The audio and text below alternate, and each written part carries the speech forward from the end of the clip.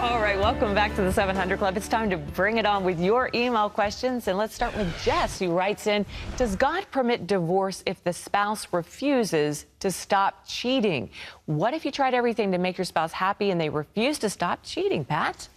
Well, you know, that's what Jesus said, except for fornication or adultery. I mean, if that has broken the marital bond, and the brother or sister can certainly, the marriage is dissolved. That man has dissolved the marriage by his action. So they have biblical rights if your Absolutely. spouse is... According to what Jesus said, that's not the Pauline thing. That's Right. Jesus himself. Okay.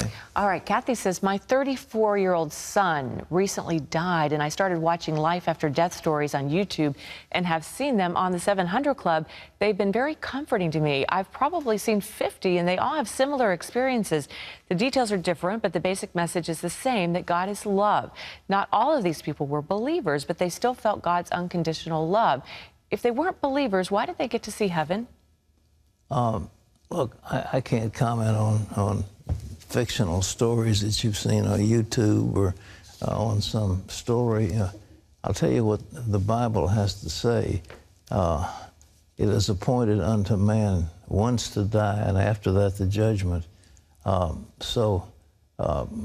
After judgment, you're going to account for what you've done in this body, and either you have accepted the Lord and He's forgiven you all your sin, or you will have to account for it.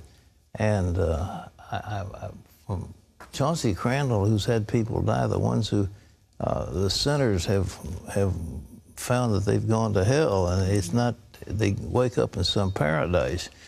If you're a sinner and you're breaking God's laws and you don't believe in the Lord, I wouldn't hold you out a whole lot of hope. I would now. I mean, there's always redemption now while you're living.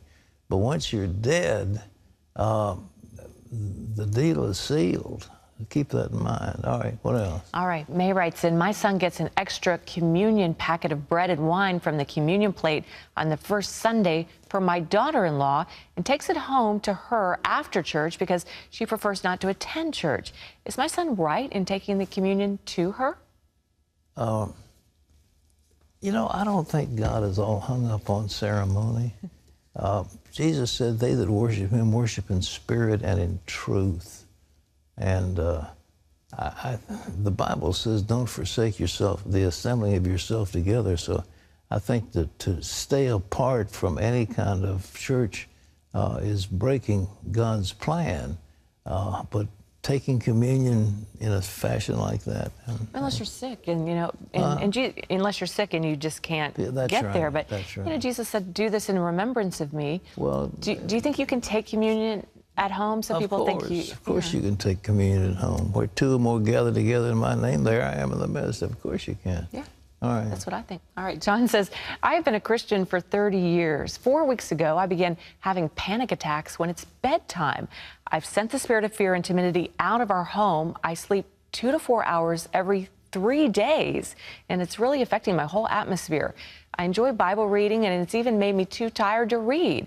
Please give me some ideas how to defeat this spirit of fear. Oh, I'm not sure that's spiritual. I think you're dealing with something physical, and I think you need to consult a doctor who deals with sleep disorder and to see what you've got.